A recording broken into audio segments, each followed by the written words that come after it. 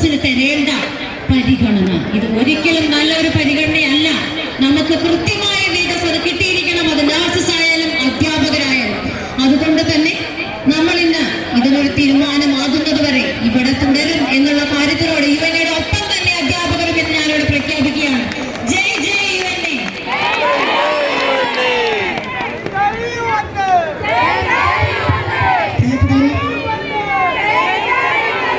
അല്പസമയത്തിനുള്ളിൽ നമ്മൾ ഇവിടെ നിന്ന് മാനവീയം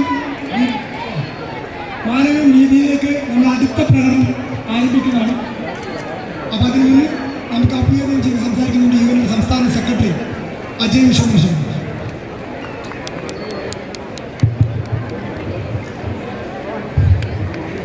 ഇവിടെ എത്തിയിരിക്കുന്ന യുവനയുടെ പ്രവർത്തകരെ, സുഹൃത്തുക്കളെ, എൻ്റെ വാക്കുകൾ ശ്രമിക്കുന്ന മാധ്യമ സുഹൃത്തുക്കൾ, എനിക്ക് ആദ്യമേ ഒരു കാര്യം പറയാനുള്ളത് കേരളത്തിലെ മാധ്യമ സുഹൃത്തുക്കളോടാണ്.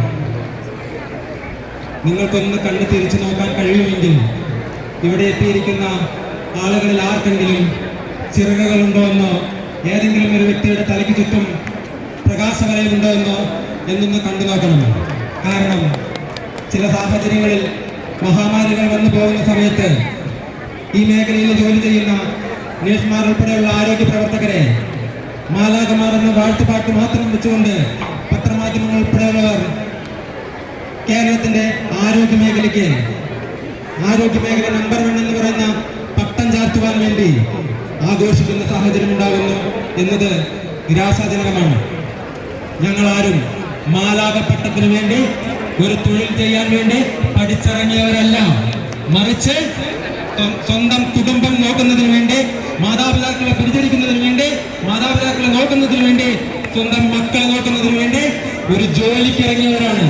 അങ്ങനെയുള്ള ഞങ്ങൾക്ക് ഈ മേഖലയിൽ ജോലി ചെയ്യുമ്പോൾ അവകാശപ്പെട്ട ആനുകൂല്യങ്ങൾ, മാന്യമായി ജീവിക്കുന്നതിന് വേണ്ടിയിട്ടുള്ള ആനുകൂല്യങ്ങൾ നേടിയെടുക്കുന്നതിന് വേണ്ടി ഒരു സമരം ചെയ്യേണ്ടി വരുന്നു എന്ന് പറയുന്ന ഏറ്റവും നിരാശാജനകമായിട്ടുള്ള ഒരു കാഴ്ച. അത് ദാരുണം തന്നെയാണ്. സർക്കാരിനെ സംബന്ധിച്ച് ഒരു ഉത്തരവാദിത്തമില്ലാത്ത രീതിയിൽ തൊഴിൽ വകുപ്പും ആരോഗ്യ വകുപ്പും പ്രവർത്തിക്കുമ്പോൾ ഒരു കാര്യം മനസ്സിലാക്കുക, വരാനിരിക്കുന്നത് കേരളത്തിന്റെ ഭരണം മാറ്റാനിരിക്കുന്ന ഒരു തെരഞ്ഞെടുപ്പ് തന്നെയാണ്. ഞങ്ങളുടെ മുമ്പിൽ നിങ്ങൾ വരും, ഒരു വോട്ട് ചോദിച്ചു വരും, കൃത്യമായി നിങ്ങൾ മറുപടി പറയും. ഞങ്ങൾ ഇലക്ഷൻ ബൂത്തിലേക്ക് നടക്കുന്ന സമയം, അല്ലെങ്കിൽ ബൂത്തിൽ ചെന്ന് വിരൽ മഷി പുരട്ടുന്ന സമയത്ത് ഞങ്ങൾ ചിന്തിച്ചിരിക്കും എന്ത് തീരുമാനിക്കണമെന്ന് പൂർണ്ണ ബോധ്യം ഇന്ത്യ ആരോഗ്യ മേഖലയിൽ പ്രവർത്തിക്കുന്ന, ആശുപത്രി മേഖലയിൽ പ്രവർത്തിക്കുന്ന നഴ്സുമാർ ഉൾപ്പെടെയുള്ള ആരോഗ്യ പ്രവർത്തകർക്കുണ്ട് എന്നുള്ളത് ഇന്ന് നാട് ഭരിക്കുന്ന സർക്കാർ ഓർത്തിരിക്കണം.